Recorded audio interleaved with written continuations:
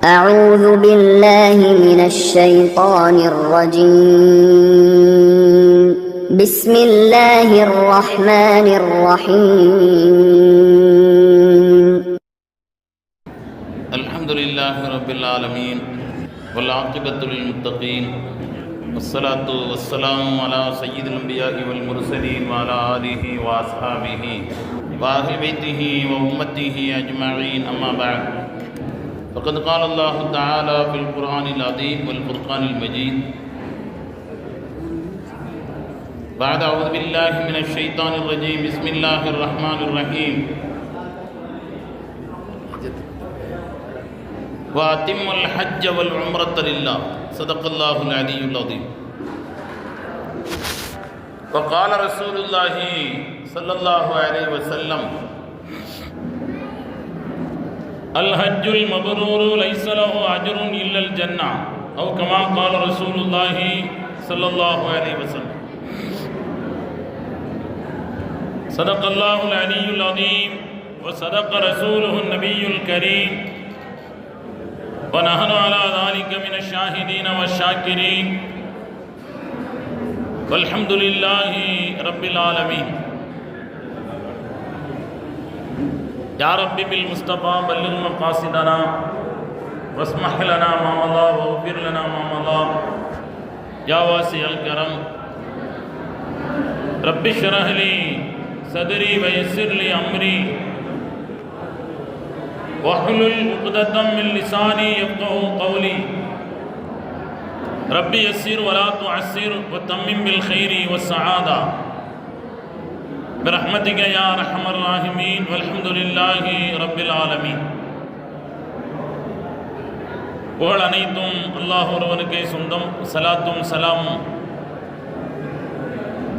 ஷஃபீஉல் முஸ்லிமீன் ரசூல் அக்ரம் முஹம்மது முஸ்தபா ஸல்லல்லாஹு அலைஹி வஸல்லம் அவர்களின் மீதும்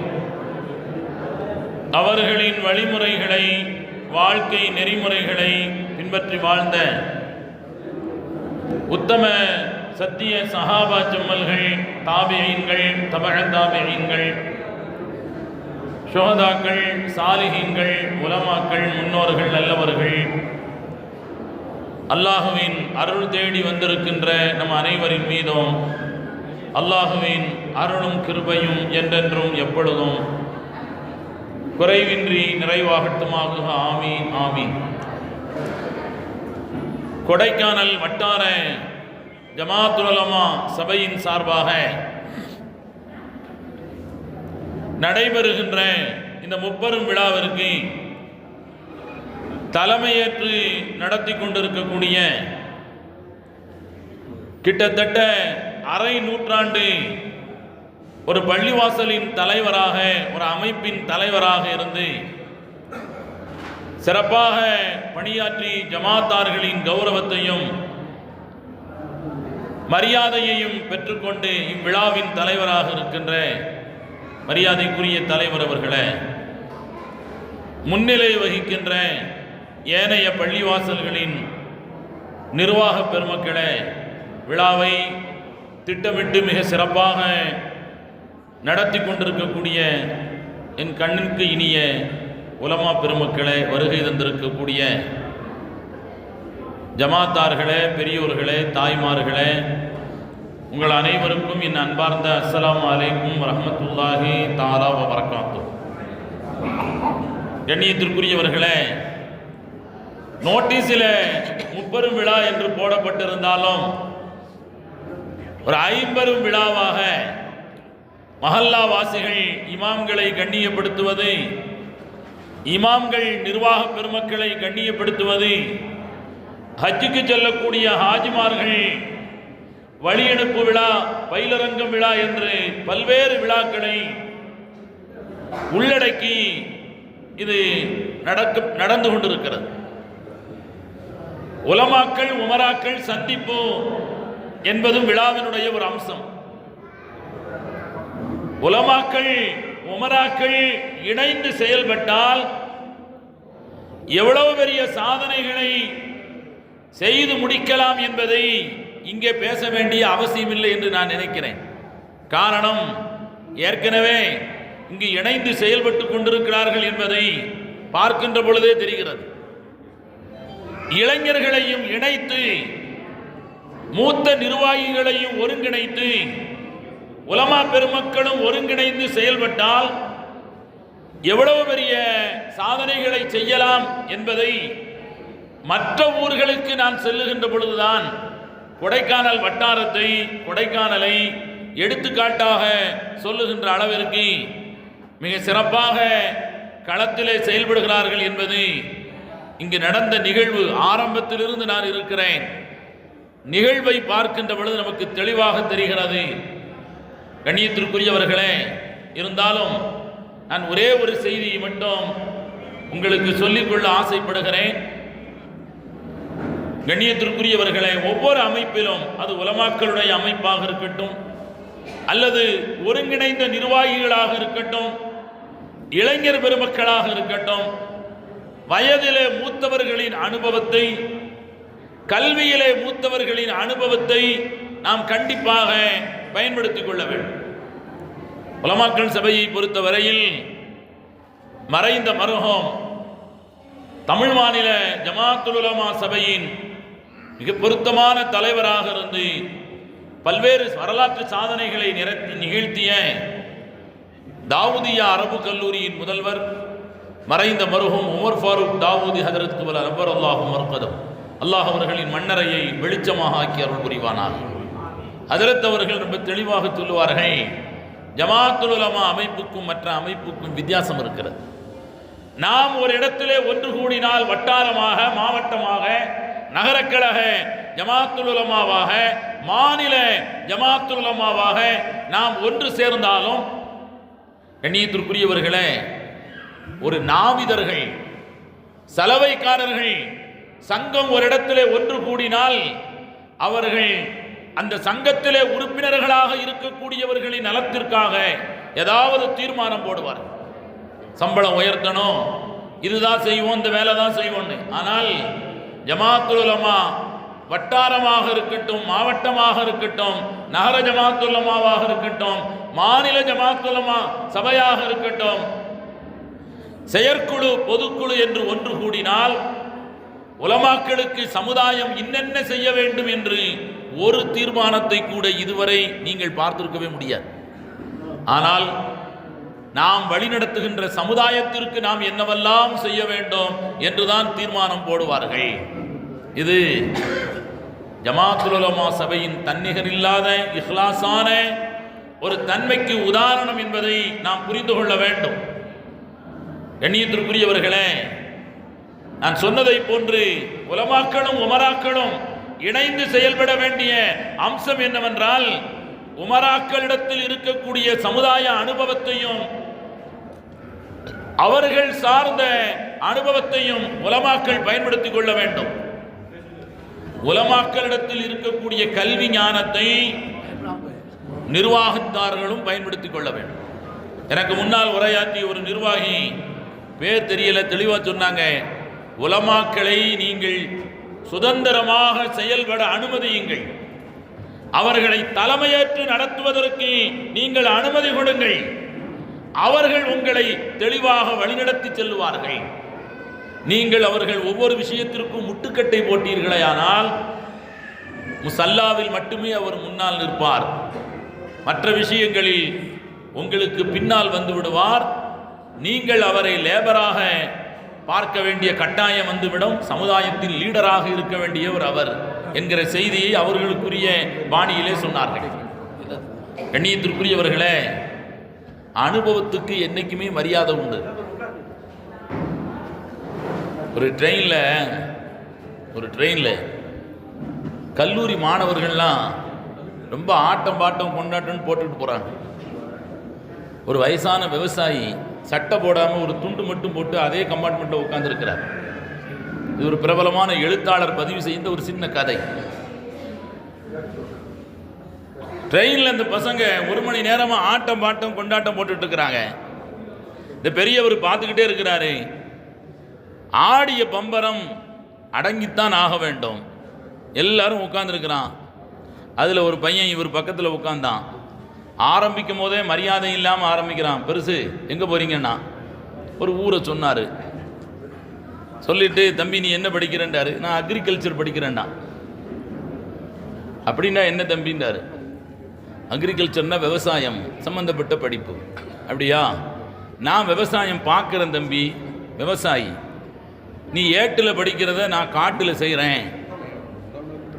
நீ படிக்கிறது லாஜிக், நான் செய்கிறது தியரி அப்படின்னு அவர் சொன்னார்.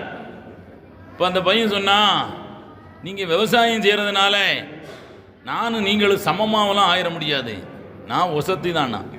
சரிப்பா, நீ ஒசத்தியாகவும் இருக்கட்டும், பிரச்சனை இல்லை. ரொம்ப தூரம் இன்னும் பயணம் போக வேண்டியது இருக்குது, ஏதாவது விடுகதை போட்டுக்கிட்டு போகலாமான்னு கேட்டார். இந்த பையன் பரவாயில்லை, எனக்கு அது ரொம்ப பிடிக்கும்னா. இவர் சொன்னார், விடுகதைக்கு 2 நிபந்தனை. முதல்ல விடுகதை நான் தான் போடுவேன், ஏன்னா நான் படிக்காதவன், நான் மட்டம். எனக்கு ஒரு சின்ன சலுகை, நீ ஒசத்தி இல்லையா, உனக்கு விட தெரியலண்டா நீ 100 ரூபாய் எனக்கு தந்துடணுண்டார். எனக்கு விட தெரியலண்டா 50 ரூபா தான் தருவேண்டார். அது என்னங்க, எனக்கு நான் படிப்பறிவு இல்லாதவன், நான் மட்டம். அவர் சொன்னதை திரும்ப திரும்ப சொல்கிறார். எனக்கு ஒரு சலுகண்டார்.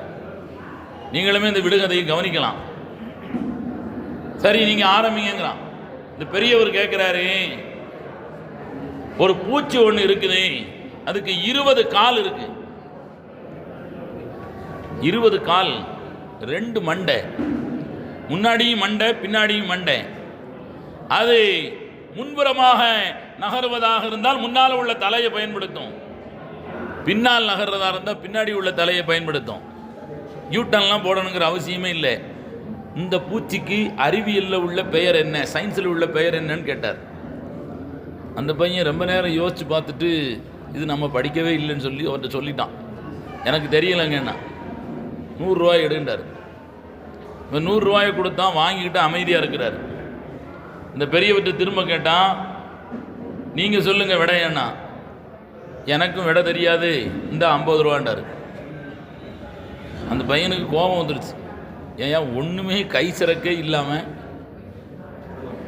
என்கிட்ட இருந்து 50 ரூபாயை பிடிங்கிட்டியா, நீ படிக்காதவன் சொன்னால் நான் படித்தவன் காட்டுறேன் பாருன்னு சொல்லிட்டு செயினை பிடிச்சி இழுத்துட்டான். ட்ரெயின் நின்றுச்சு. எல்லாருமே பதட்டமாகறாங்க. அதிகாரிகள் வர்றாங்க. உன்னை பார், நடுவழியில் காட்டில் இறக்கி விடுறேன் பாருன்னு அந்த பையன் சொல்கிறான். அதிகாரிகள் வந்தாச்சு. யார் செயினை பிடிச்சி இழுத்தது? எல்லா பசங்களுமே சொல்கிறாங்க, இந்த இவர் தான் இழுத்தார். அதிகாரிகள் கேட்குறாங்க, நீ தான் செயினை பிடிச்சி இழுத்தியா? ஆமாங்க. ஒத்துக்கிறார். உடனே 2000 ரூபா ஃபைனுங்கிறாங்க. ஏங்க ஏன் இழுத்தன்னு கேட்க மாட்டீங்களா? அதிகாரிகள்கிட்ட இவர் கேட்குறாரு, ஏன் இழுத்த? என் சட்டையை இந்த பையன்தான் பிடிங்கிட்டான். இவர் சட்டையை போடலை. என் சட்டையை பிடிங்கிக்கிட்டு அதில் உள்ள 2000 ரூபாயை அந்த பையன் எடுத்துக்கிட்டான். 500 ரூபா ஃபைன், 2000 ரூபா இல்லை, 2000 ரூபா பணத்தை எடுத்துக்கிட்டான். அவன் சேப்பில் இருக்கிற 2000 இவர் முதல்ல பார்த்துட்டார். உடனே அதிகாரி கொண்டாடா 2000 ரூபாயின்னு வாங்கி 500 ரூபா ஃபைன் எடுத்துட்டு 1500 ரூபாயை அந்த பெரியவங்கள்ட்ட கொடுக்குறாரு. நீ கீழே இறங்குயாங்கிறான். அதிகாரிகள் போயிட்டாங்க. கீழே இறங்கும்போது இந்த பையன் சொல்கிறான், எனக்கு 2000 ரூபா பாக்கெட் மணி போச்சு, பரவாயில்ல, ஆனால் ஒன்று என் நடுக்காட்டில் இறக்கிட்டேனா இல்லையா அப்படிங்கும்போது அந்த பெரியவர் சொல்கிறாரு, போடா பைத்தியக்காரா, நான் இறங்க வேண்டிய இடமே இதுதான்டா. எப்போவுமே இந்த இடத்துல ஸ்டாப் கிடையாது. ட்ரெயினுக்கு கொஞ்சம் தள்ளி தான் ஜங்ஷனில் போய் நிற்கும். நான் 500 ரூபா ஆட்டோவுக்கு கொடுத்து தான் என் ஊருக்கு திரும்ப வருவேன். நீ கரெக்டான இடத்துல நிறுத்திட்ட, அரசாங்கத்துக்கு 500 ரூபா சம்பாதிச்சு கொடுத்துட்ட, எனக்கு 1500 ரூபா தந்துட்டேன், அனுபவத்தில் விளையாடாதண்டார். கண்ணியத்திற்குரியவர்களே, ஒரு சிந்தனைக்குரிய ஒரு கதை தான். ஆனால் நாம் அனுபவத்தை பயன்படுத்தி கொள்ள வேண்டும். அப்படி ஒருங்கே இணைந்து உலமாக்களும் உமராக்களும் செயல்பட்டால் பல்வேறு சாதனைகளை நிகழ்த்தலாம் என்பதற்கு இந்த நிகழ்வு ஒரு சாட்சி. இப்போ எனக்கு தலைப்பு என்னன்னு சொன்னால், ஹஜ்ஜுக்கு சொல்லக்கூடிய ஹாஜிமார்களுக்கு பயிலரங்கம். இது வழி அனுப்புகின்ற நிகழ்ச்சி மட்டுமல்ல,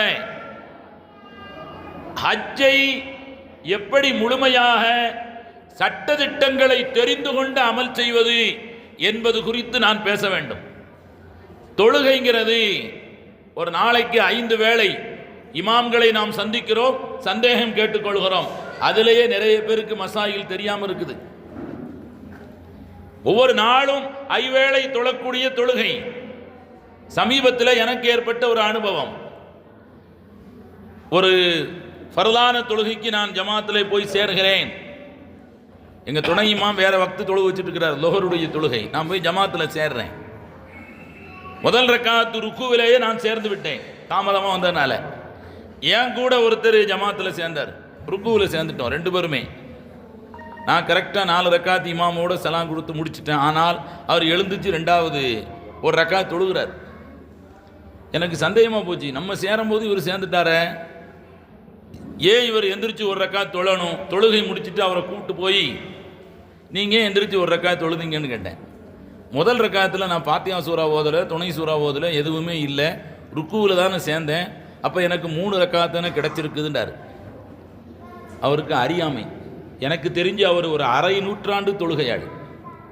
அவர்கிட்ட நான் சொன்னேன், ரக்காத் என்ற வார்த்தையே ருக்கு என்பதிலிருந்து தான் வந்தது. எனவே ருக்குவிலே இணைந்து விட்டால், ஒரு தஸ்பீஹாவது இமாமோடு சேர்ந்து நீங்கள் ஓதிவிட்டால் அந்த ரக்காத்து உங்களுக்கு கிடைத்து விட்டது. ஆக இமாமோடு உங்களுக்கு 4 ரக்காத்தும் கிடைத்து விட்டது. நீங்கள் இதை புரியாமல் எந்திரிச்சு 5வது ரக்காத்து தொழுதுட்டீங்க. லொஹரில் 5 ரக்காத்துங்கிறது கிடையாது, மொத்தத்திலேயே உங்கள் தொழுகை கூடாது, நீங்கள் திரும்ப தொழுவுங்க நான் சொன்னேன். தொழுகையிலேயே இவ்வளவு சந்தேகம். இனி நோன்புல, இனி ஜக்காத்துல, ஹஜ்ஜி, ஆயுளில் ஒரு முறை பிரதான ஹஜ்ஜி 5 நாள் தாங்க. ஹஜ்ஜினுடைய முக்கியமான அமல்கள்ங்கிறது 5 தான். ஆனால் நிறைய பேர் ஹஜ்ஜினுடைய மசாயில்கள் தெரியாமல் ஹஜ்ஜுக்கு வந்து விடுகிறார்கள். நிறைய பேர் ஹஜ் என்பதை நீங்கள் அமலாக பார்க்க வேண்டாம். நான் உங்களுக்கு மீண்டும் மீண்டும் சொல்கிறேன், அனுபவமாக பாருங்கள். ஹஜ் அமல் அல்ல, அனுபவம். எதை எப்போ செய்யணும்னே தெரியாது. இங்கே வச்சு நிறைய சொல்லுவாங்க, ஆனால் அங்கே போனால் தெரியாது. இது எதை மாதிரினா, சைக்கிள் பழகக்கூடிய ஒரு பையனுக்கு எப்படி சைக்கிள் ஓடணும் நம்ம புக்கில் படிக்கிற மாதிரி, சீட்டில் உட்காரணும், ஹேண்ட்பேரை பிடிக்கணும், நேராக பார்க்கணும், குறுக்க வளைக்கக்கூடாது, கரெக்டாக மிதிக்கணும். படிச்சுட்டு சைக்கிளில் ஏற்றி விட்டால் போயிடுவாரா, நேராக போய் கீழே விழுந்துருவார். அதை அனுபவித்தால் தான் வரும். அனுபவம் தான் ஹஜ்ஜுடைய அமல் என்பது. அனுபவித்ததற்கு பிறகுதான் கண்ணியத்திற்குரியவர்களே அதில் ஒரு நமக்கு முழுமையான திருப்தி ஏற்படும். நிறைய பேர் சட்டதிட்டங்கள் தெரியாமலேயே ஹஜ்ஜுக்கு வந்து விடுகிறார்கள். எஹ்ராமுடைய ஆடை இருக்கிறது, எஹ்ராமுடைய ஆடை அணிகிறோம். எஹ்ராமுடைய ஆடை அணிந்து விட்டால் வேற தைத்த ஆடைகள் எதுவுமே நம்ம உடம்பில் இருக்கக்கூடாது. ஆனால் சில பேரை நான் இந்த வருஷமும், அதாவது இந்த முடிந்த வருடத்தில் 2025 அல்லாஹ்வுடைய கிருபையால் உங்களை மாதிரி ஆட்களால் துவாவினால நான் 3வது ஹஜ்ஜை நிறைவேற்றி விட்டேன், அல்ஹம்துலில்லாஹ். அப்போ மினாவில் உட்கார்ந்துருக்கும் போது ஒருத்தர் காலை இப்படி மாற்றி போடும்போது யதார்த்தமாக பார்வையில் பட்டது, ஒரு ஜட்டி போட்டிருக்கிறார், உள்ளாடை அணிந்திருக்கிறார். அவரை நான் தனியை கூப்பிட்டு போய், நம்ம பனியும் ஜட்டிலாம் போடக்கூடாதுங்க அப்படின்னு. ஜட்டியும் போடக்கூடாதா? எனக்கு இது யாருமே சொல்லலையேன்னார். தெரியல. இந்த மாதிரி நிறைய சொல்ல வேண்டியது இருக்குது. தவாஃப் 7 சுற்று, சஃபா மர்வாவில் 7 சுற்று சை செய்யணும். எங்க கூட ஒரு முஅத்தின் ஒருத்தர் உம்ரா செஞ்சாரு. சீக்கிரமாக உம்ரா செஞ்சுட்டு இல்லை, வெகடமாகவும் சிரிப்பாகவும் பேசுவார். சீக்கிரமாக உம்ரா செஞ்சுட்டு டீ குடிக்க போயிட்டார். எங்களுக்கு ஒரு மணி நேரத்துக்கு முன்னாடியே எங்களுக்கு ரொம்ப ஆச்சரியமாக இருந்துச்சு. உம்ரா முடிச்சுட்டு நாங்கள் மொட்டையெல்லாம் அடிச்சுட்டு ரூமுக்கு வந்து அவரை கூப்பிட்டு, பரவாயில்லைங்க வயது 75 நீங்கள், நாகப்பட்டினத்துக்கு பக்கத்து ஊருக்காரு, ஆனால் எங்களை விட 1 மணி நேரத்துக்கு முன்னாடியே முடிச்சுட்டீங்களேங்க. ஆமாம் ஹதரத், எப்படி முடிச்சிங்க அப்படின்னு கேட்டதுக்கு அவர் சொல்கிறாரு, தவாஃபில் 4 செஞ்சாராமா, சையில் 3 செஞ்சாராமா, 2. என்னங்க இதெல்லாம் எங்களுக்கு தெரியாத அந்த கணக்கு. அவருக்கு என்னென்னு கணக்கு 7 வரணும், அவ்வளவுதான். அப்புறம் கூப்பிட்டு இங்கேயும் 7 செய்யணும், அங்கேயும் 7 செய்யணும். இன்னொருத்தர் ரொம்ப நேரமாக சை செய்தார். நான் உங்களுக்கு இதெல்லாம் ஏன் சொல்கிறேன்னா, அந்த மசாயில்கள் பூரா எல்லாத்தையும் தெரிஞ்சுக்கங்க. போகிறதுக்கு முன்னாடியே தாய்மார்களும் தெரிந்து கொள்ள வேண்டும். ஆண்களும் தெரிந்து கொள்ள வேண்டும்.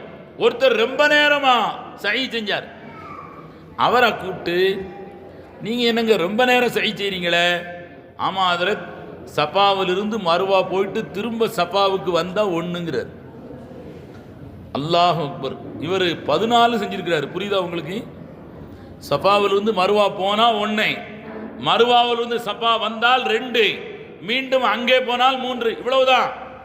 இவர் சஃபாவிலிருந்து மருவா போய் திரும்ப சஃபா வந்தா 1ங்கிறார். அதாவது 1ன்னு அவர் கணக்கு சேர்க்கறதுக்கு 2 தடவை போறார். 14 ஆச்சு. அதுவே ஏற்கனவே 430 மீட்டர் சஃபாவிலிருந்து மருவாவிற்கு 430 மீட்டர். பாசத்திற்குரிய ஹாஜிமார்களே, ஹாஜியாக்களே, நீங்க ஒரு 5-6 மாசத்துக்கு முன்னாடியே தொடங்கி இருக்கணும். இருந்தாலும் நான் சொல்றேன், இங்கேயாவது இப்பொழுதாவது நாளையிலிருந்து ஒரு நாளைக்கு ஒரு 6 கிலோமீட்டராவது தொடர்ந்து வாக்கிங் போங்க. ஒரு 6 கிலோமீட்டர் ஒரு நாளைக்கு போயிட்டு வந்தவங்களை நீங்க கேட்டு பாருங்க, தெரியும். ஹஜ்ஜிக்கு போயிட்டு வந்தவங்க வீட்டுக்கு ஒரு நாள் போய் அமர்ந்து முழுமையான விஷயங்களை தெரிந்து கொள்ளுங்கள். செய்வன திருந்த செய், அதை நம்ம கரெக்டாக செய்யணும். ஒரு நாளைக்கு நான் சொல்றது குறைஞ்சபட்சம் தான் 6 கிலோமீட்டர் நடைப்பயிற்சி பழகுங்கள். ஏன்னா நடக்க வேண்டிய சூழல் அங்கே இருக்கிறது. ஒரு 13 கிலோமீட்டர் ஆகுது நீங்க நடக்கணும், தவாப் செய்யணும், சஃபா மருவா சஹி செய்யணும். நான் ஏற்கனவே சொன்ன மாதிரி 430 மீட்டர் சஃபாவுக்கு மருவாவுக்கு மத்தியில் இருக்கிறது. 1/2 கிலோமீட்டருக்கு இன்னொரு 70 மீட்டர் தான் கம்மி.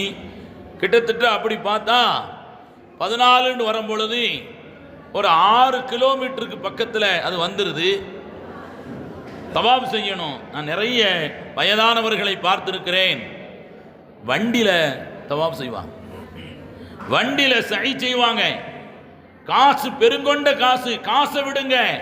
அந்த புனிதமிக்க அந்த பூமியில நபிமார்களுடைய கால்பட்ட இடங்களில நம்முடைய கால் பட வேண்டாமா? மனசார நாம தவாப்பும் சஹியும் ஆசை தீர செய்ய வேண்டாமா? அதுக்கு தான் அவங்க புலம்புவாங்க, அதில் சின்ன வயசுலேயே வந்திருக்கணும். ஹஜ் என்பது சின்ன வயசுலேயே செய்ய வேண்டியது.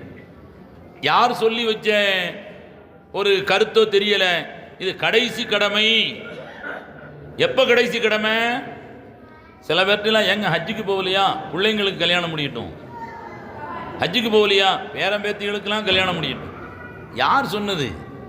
பிள்ளைகளுக்கு கல்யாணம் முடிஞ்சு, பேரம்பேத்திகளுக்கெல்லாம் கல்யாணம் முடிஞ்சு, சொத்துக்களை எல்லாம் பிள்ளைகளுக்கு பங்கு வச்சு கொடுத்துட்டு கடைசியாத்த போகணும்னு உங்களுக்கு இந்த தவறான கருத்தை யார் புகுத்தியது? எப்ப கடமை தெரியுமா?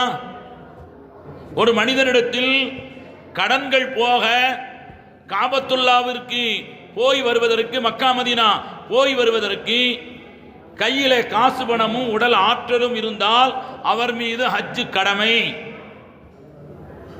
இந்தோனேஷியாவிலிருந்து வருவாங்க, இன்ஷா அல்லாஹ் நீங்க பார்ப்பீங்க. ஹஜ்ஜுக்கு போறவங்க சின்ன சின்ன வயசாள், எல்லாமே இளைஞர்கள், கூட்டம் கூட்டமாக வருவார்கள். காலையில் ஆரம்பித்த அமல் இரவு வரை செய்வார்கள் தடைவில்லாமல். நிறைய இந்தோனேஷியாவிலிருந்து வரக்கூடிய ஹாஜிகள் நிறைய பேர் ஹஜ்ஜை முடித்து விட்டு தான் திருமணமே முடிக்கிறார்கள். கண்ணியத்திற்குரிய ஜமாத்தார்களே, இந்த ஹஜ்ஜுடைய அமல் நல்லா புரிஞ்சுக்கங்க. ஹாஜிமார்கள் போறதுக்கு முன்னாடி நீங்கள் செய்ய வேண்டிய காரியம், சில காரியங்கள் இருக்கிறது. ஹஜ்ஜுக்கு போறதுக்கு முன்னாடி முதலாவது நீங்க கடன்களை அடைத்து விட வேண்டும். கடனோட ஹஜ்ஜுக்கு போகக்கூடாது. கடன்களை அடைத்து விட வேண்டும். சின்ன சின்ன கடனாக இருந்தாலும் அடைத்து விட வேண்டும். பெரிய பெரிய கடன்களாக இருந்தாலும் அடைத்து விட வேண்டும். ரொம்ப பெரிய கடன் 20 லட்சம் இருக்குது, 30 லட்சம் இருக்குது, இப்போ அடைக்க முடியாது. நீங்க என்ன செய்யணும்னா, உங்க வீட்டில் உங்களுக்கு அடுத்தபடியாக நம்ம வஃபாத் ஆயிட்டோம்னு சொன்னா, நம்முடைய நிர்வாகத்தை, நம்முடைய பொறுப்புகளை கவனிப்பதற்கு யார் முக்கியமான ஆளோ, நம்ம மகன் அல்லது நம்ம வீட்டில் நமக்கு அடுத்தபடியாக இருக்கக்கூடிய தம்பிமார்கள் யாரையாவது நம்மளோட ஒன்றா அழைச்சிட்டு போய் அந்த கடன்காரர்களை சந்தித்து, இன்ஷா அல்லாஹ் நான் ஹஜ்ஜுக்கு போயிட்டு வந்து உங்கள் கடனை அடைச்சிருவேன், ஒருவேளை அடைக்க முடியாவிட்டால் நான் வஃபாத்தாகிவிட்டாலோ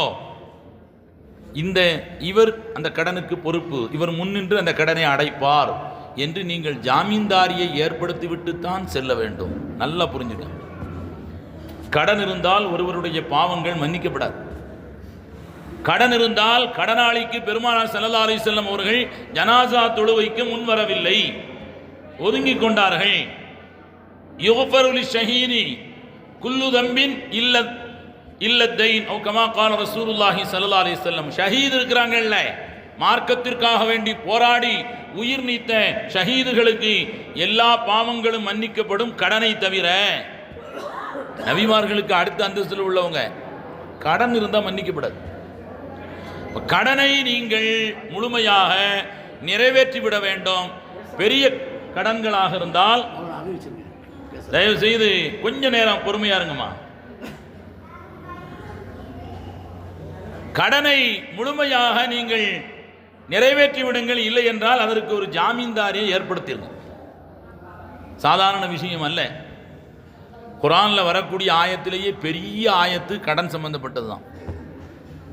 இமாம் கஸாலி ரஹ்மத்துல்லாஹி அலைஹி ரொம்ப தெளிவாக சொல்லுவாங்க, இந்த ஜபர் ஜேரிலாம் மார்க்கத்தில் அந்த காலத்தில் அது கிடையாது, அசல்னு கிடையாது. பின்னாடி வந்தவங்க தான் நம்மள மாதிரி வெளிநாட்டுக்காரவங்க, அரபு அல்லாத அந்நியர்கள் ஓத வேண்டும் என்பதற்காக நம்ம வசதிக்காக வேண்டி தான் ஜபர் ஜேரி போடப்பட்டிருக்கு. நீங்கள் ஜபர் ஜேரி இல்லாமல் தீன் என்பதையும் தைன் என்பதையும் எழுதி பாருங்கள், ரெண்டும் ஒன்றாகத்தான் இருக்கும். தீனும் தைனும் ஒன்று தான். கடனில் யார் சரியா இருக்காங்களோ அவர்கள் தான் தீனை நிறைவேற்றியவர்களாக ஆகுவார்கள். இமாம் கஸாலி ரஹ்மத்துல்லாஹி அலைஹி சொல்றாங்க. கடன் விஷயத்தை ஹஜ்ஜுக்கு செல்லக்கூடிய ஹாஜிமார்கள் நிறைவேற்றி விட வேண்டும். ரெண்டாவது நான் உங்களுக்கு சொல்லுவேன், உறவினர்களிடத்தில் யாரிடத்திலேயாவது நீங்கள் மன வருத்தத்தோடு பேசாமல் இருந்தால் அதை சரி செய்து கொள்ளுங்கள். பெருமானார் ஸல்லல்லாஹு அலைஹி வஸல்லம் அவர்கள் உறவுகளை சேர்ந்து வாழாதவருடைய அமல்கள் ஏற்றுக்கொள்ளப்படுவதில்லை என்று பெருமானார் ஸல்லல்லாஹு அலைஹி வஸல்லம் அவர்கள் நம்மை எச்சரிக்கிறார்கள். அதனால உறவுகளை நீங்க சேர்ந்துக்கிறோம். ஊருக்கே அழைச்சி விருந்து போடுவார் ஹாஜியார். இதுக்கு ஹஜ்ஜுக்கு போறார். உடன் பிறந்த சகோதரர்கிட்ட பேசாமல் இருப்பார். அவரை கூப்பிட மாட்டார், அவர் பிள்ளைகளை கூப்பிட மாட்டார், அவர்கிட்ட பேசுறது இல்லை.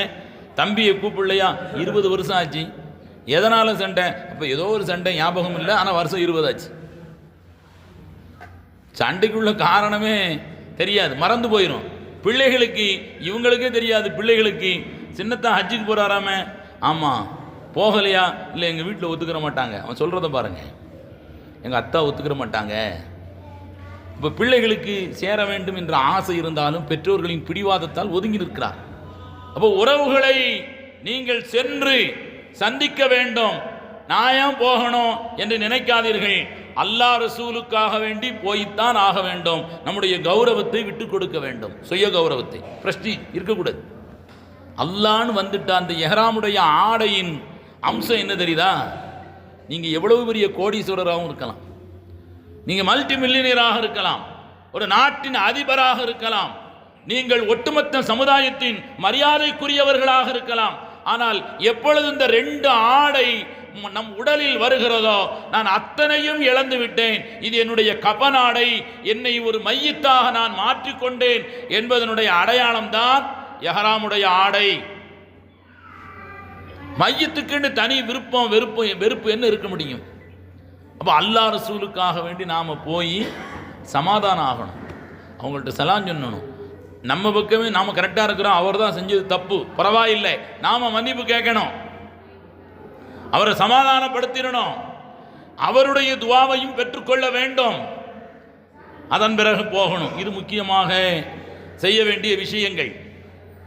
கடைசியாக ஒன்று சொல்கிறேன், நீங்கள் செல்லக்கூடிய அந்த காசு பணம் ஹலாலானதாக இருக்க வேண்டும். ஹலாலாக இருக்கணுங்கிறதுல ரொம்ப கவனமாக இருக்கணும். இப்போ உதாரணத்திற்கு நீங்கள் பேங்க் பேலன்ஸ் வச்சுருப்பீங்க, பேங்க் அக்கௌண்ட், அதில் நீங்கள் பேங்க் மேனேஜர்கிட்ட போய் உங்களுடைய இத்தனை வருஷத்தினுடைய அக்கௌண்ட்டில் வருஷம் அதை செஞ்சுருக்கணும், வட்டி மட்டும் எவ்வளோ வருதுங்கிறத நீங்கள் தனியாக கேட்டிங்கன்னா ட்ரிப் ஷீட் எடுத்து தருவாங்க. வட்டி இவ்வளோ வந்திருக்குதுங்க, அந்த வட்டியினுடைய பணத்தை நீங்கள் தயவு செய்து உடனடியாக பேங்க் அக்கவுண்டிலிருந்து வெளியாக்கி அந்த பணத்தை யாருக்காவது நன்மையை நாடாமல் தர்மம் செய்து விடுங்கள். யாருக்காவது கொடுத்தணும். இதை ஒதுக்கிட்டு போங்க. ஹலாலானதாக இருக்க வேண்டும். ஹலாலான பொருள் பயன்படுத்தினால்தான் அமல் செய்வதற்குரிய வாய்ப்பு கிடைக்கும். அல்லாஹ் குர்ஆன் ஷரீஃபிலே சொல்லுகிறான், யா அய்யுஹல்லதீன ஆமனு குலூ மினத் தய்யிபாத்தி வஅமலு சாலிஹா. ஈமான் கொண்டவர்களே, ஹலாலான பொருட்களை சாப்பிடுங்கள், ஹலாலான வருமானத்தை அனுபவியுங்கள், நல்லமல் செய்யுங்கள் என்று அல்லாஹ் சொல்லுகிறான். ஹலாலான வருமானம் தான், சம்பாத்தியம் தான் நல்லமல்கள் செய்யக்கூடிய எனர்ஜியை நம்முடைய உடலிலும் உள்ளத்திலும் உருவாக்கும் என்பதை அல்லாஹ் அந்த வசனத்தின் மூலமாக சொல்லி காட்டுகிறான். இதெல்லாம் நம்ம ஹஜ்ஜுக்கு போறதுக்கு முன்னாடியே நாம் செய்ய வேண்டிய காரியங்கள். ஹஜ்ஜுக்கு போவாரு, பக்கத்து வீட்டுக்காரோட சண்டை. ஹஜ்ஜுக்கு போவாங்க, உறவினர்களோடு சண்டை. ஹஜ்ஜுக்கு செல்வார், தகப்பனாரோடு பேசிக்கொள்ள மாட்டார். நம்ம ஹஜ்ஜுக்கு போகிறதுல அர்த்தமே இல்லை. ஹஜ்ஜுக்கு போகிறவங்களை வாழ்த்துறதுக்கு நூற்றுக்கணக்கான ஆட்கள் இருக்கிறாங்க. அதில் உள்ள அபாயங்களை சொல்லணுங்கிறதுக்காக வேண்டித்தான் நான் ஒரு 500-600 கிலோமீட்டர் பயணம் செஞ்சு வந்திருக்கிறேன். அதில் உள்ள அபாயத்தையும் சொல்லணுமா இல்லையா? ஒரு நல்ல மருத்துவருங்கிறது உடம்பு இப்படி இப்படி இருக்குதுன்னு பாராட்ட மட்டும் இல்லை, உடம்புல எது எது டேஞ்சர் இருக்குங்கிறதையும் ஒரு டாக்டர் சொல்லணும். இங்கே ரொம்ப கவனமாக இந்த 4-5 காரியங்களை நீங்கள் செய்து முடித்துவிட்டு இன்றிலிருந்து தொடங்கி ஒவ்வொரு நாளும் தஹஜ்ஜத் தொழுது வாருங்கள். தொழுகையில் அல்லாஹ்விடத்தில் அழுது அழுது கேளுங்கள், இறைவா, ஹஜ்ஜுக்கு பணம் கட்டியவங்கள்லாம் ஹஜ்ஜுக்கு போனதில்லை, ஏர்போர்ட் வரைக்கும் போனவங்கள்லாம் ஹஜ்ஜுக்கு போனதில்லை, மக்கா வரைக்கும் ஜித்தா வரைக்கும் போனவங்கள்லாம் ஹஜ்ஜை முடிச்சிடல, எல்லாம் உன் கையில் இருக்கு யா அல்லாஹ். ஹஜ்ஜுங்கிறது பணம் சம்பந்தப்பட்டது இல்லைங்க. ஹஜ்ஜுங்கிற வார்த்தைக்கு முதல் பொருள் என்ன தெரியுமா? நம்முடைய வணக்க வழிபாடுகள் எல்லா பொருளுக்கும் அதாவது டிக்ஷனரி பொருள் ஒன்று இருக்கு. நோன்பு அப்படின்னா நாம் சொல்லுவோம், சுபுகிலிருந்து மகரிப் வரைக்கும் உண்ணாமல் பருகாமல் உறவு கொள்ளாமல் இருப்பது, இது பயன்பாட்டு பொருள். முதல் பொருள் என்ன தெரியுமா? தன்னை அடக்கிக் கொள்வது. ஜக்காத் அப்படின்னா குறிப்பிட்ட 2.5% ஏழைகளுக்கு கொடுப்பது. ஆனால் அதுக்கு அகராதி பொருள் 2 இருக்குதுங்க. ஒன்று நம் பொருளை பரிசுத்தப்படுத்துதல், இன்னொன்று வளர்ச்சி. ஜக்காத்னா வளர்ச்சி. இது மாதிரி ஹஜ்ஜுண்டா இந்த 5 நாட்கள், துல்ஹஜ் பிறை 8லிருந்து பிறை 13 வரைக்கும் உள்ள நாட்களிலே செய்யக்கூடிய குறிப்பிட்ட அமல்கள். ஆனால் ஹஜ்ஜுங்கிறதுக்கு டிக்ஷனரி அர்த்தம் என்னன்னு பார்த்தா நாடுதல் அப்படிங்கிறது. நீயத்து தான் முக்கியம். நீயத்து உயர்வான நீயத்தாக இருந்தால் அல்லாஹ் நம்மை அழைத்து சென்று விடுவான். நம்முடைய நீயத்து பலமான நீயத்தா இருக்கணும். அல்லாஹ் என்னை எப்படியாவது நானும் என்னுடைய மனைவியும் என் பிள்ளைகளும் என்னுடைய சந்ததிகளும் உற்றார் உறவினர்களும் இந்த உலகத்தில் பிறந்து முஸ்லிமாக வாழக்கூடிய ஒவ்வொருவருக்கும் அந்த நசீபை தராம மௌத்தாக்கிறாத யா அல்லாஹ், ஆமீன் சொல்லுங்க. இந்த துஆவை மனதிலே நினைத்து கொண்டு நீங்கள் உறுதியான நியத்து வைத்தால் நிச்சயமாக அல்லாஹ் நம்மை ஹஜ்ஜுக்கு அழைத்து செல்வான். கண்ணியத்திற்குரியவர்களே, நம்ம நியத்து தான் ரொம்ப முக்கியம். எங்கள் உறவுக்கார பெண்மணி ஒருத்தவங்க ஒரு 20 வருஷத்துக்கு முன்னாடி எங்களுடைய உறவுக்கார ஆலிம் உங்கள்கிட்ட வந்து சொன்னாங்க, அத்தா நான் ஹஜ்ஜுக்கு போகணும். என்ன தொழில் செய்கிறாங்க தெரியுமா? சொந்தமாக அந்த அதிரசம் செஞ்சு தெருவில் விற்பாங்க. அந்த அம்மா அதிரசம் செஞ்சு தெருவில் கூவிக்கிட்டு விற்றுக்கிட்டு போவாங்க. உறவுக்காரன் ஆலிம் எங்கள் மாமனார் தான், மருகம் ஆயிட்டாங்க. அவங்க சொன்னாங்க, அதுக்கெல்லாம் நிறைய பணம் வேணுமே, இல்லை நான் கொஞ்சம் சேமித்து வச்சுருக்கிறேன், நான் அல்லாட்ட துவா செஞ்சுக்கிட்டு இருக்கிறேன். எவ்வளோமா வச்சுருக்கிறேன்னு கேட்டால் அந்த நேரத்தில் ஹஜ்ஜினுடைய செலவுகள்லாம் போக 50,000 ரூபா மிச்சம் இருக்குது. அவ்வளோ பணம் வச்சுருக்குறான். அவங்கள ஹஜ்ஜுக்கு வழி அனுப்பும்போது பெரும் பெரும் பணக்காரர்கள் எல்லாம் வெக்கப்பட்டு போனாங்க. கண்ணியத்திற்குரியவர்களே, இப்போ ஹஜ்ஜுங்கிறது பணத்தை கொண்டு அல்ல, உடல் ஆரோக்கியம், நம்முடைய நியத்து, இதெல்லாம் ரொம்ப முக்கியம். சென்ற வருஷம் ஹஜ்ஜுக்கு நாங்கள் போகும்போது நாகப்பட்டினத்தில் ஊசி போடுற இடத்துக்கு ஒரு தாயார், ஒரு வயசானவங்க வந்திருந்தாங்க. தள்ளு வண்டியில் வச்சு கொண்டு வந்தாங்க. 92 வயசுங்கிறாங்க. அங்கே அவங்களுடைய பேரனும் பேத்தியும் மகபிள்ளைக்கு திருமணம் முடிச்சிருக்கிறாங்க. அந்த 2 பேரும் இந்த வயசானவங்களை ஹஜ்ஜி செய்ய வைக்கணுங்கிறதுக்காக வேண்டியே ஒன்றா வர்றாங்க. அந்த 2 பிள்ளைகளும் பேரனும் பேத்தியும். அப்போ ஊசிலாம் போட்டுட்டு வெளியே வரும், தள்ளுவண்டியில் வச்சுட்டு வர்றாங்க. எங்கள் பக்கத்தில் உள்ள ஒருத்தர் சொன்னார், இது மக்கா போய் சேர்ந்துருமான்டார். அவர் பேசினார் கொஞ்சம் சிரிப்பாக பேசணுங்கிற நினைப்பில், இது மக்கா போய் சேர்ந்துருமா அல்லது போயே சேர்ந்துருமான்னு கேட்டார். சொல்லுங்க சொல்லுங்க.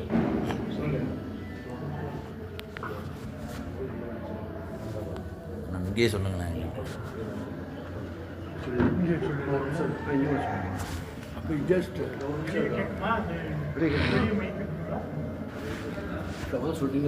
செய்வது எப்படி அப்படிங்கிறதையும் தெரிஞ்சுக்கிறணும்.